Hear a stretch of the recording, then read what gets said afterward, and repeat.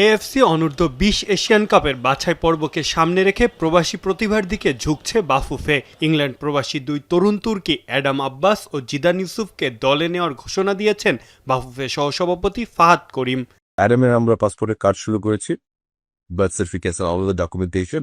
আমি আশা করি by mid June তার সবকিছু বেড়ে যাবে ইনশাল্লাহ। জিদান অলরেডি তার পাসপোর্টের কাজ সব সেরে ফেলেছিল, so we just had to little bit facilitate, এবং ইনশাল্লাহ জিদান ইউসুফকেও আমরা আমাদের আন্ডার-20 ক্যাম্পে টানবো।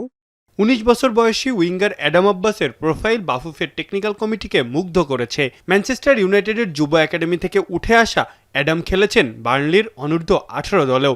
একই সাথে রক্ষণ বিভাগ শক্তিশালী করতে আসছেন 18 বছর বয়সী দীর্ঘদেহী centre back Zidan Yusuf. 6 foot 4 inch উচ্চতার এই ডিফেন্ডারের পাসপোর্টের কাজ ইতিমধ্যেই শেষ হয়েছে বলে জানান বাফুফের সহসভাপতি।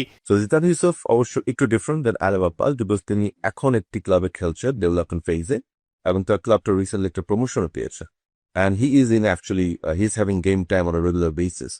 ফাহাদ করিম আরও জানান, জাতীয় দলের জন্য একজন প্রবাসী ফুটবলারের সাথে আলোচনা চলছে। ওনার আরেকটু সময় লাগবে, বিকজ নতুন পাসপোর্ট দিলে ওনার বর্তমান যে পাসপোর্টটা আছে সেটা স্ট্যাটাস কি হবে না হবে নিয়ে একটু ওনার কনসার্ন আছে।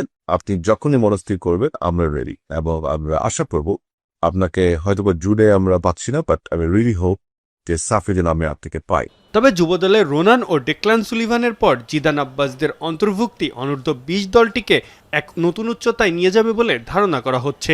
একের পর এক প্রবাসী তারকাদের আগমনে লাল সবুজ জার্সিতে দিন বদলের গান গাইতে প্রস্তুত বাংলাদেশের ফুটবল, এমনটাই মনে করছেন ভক্ত সমর্থকেরা।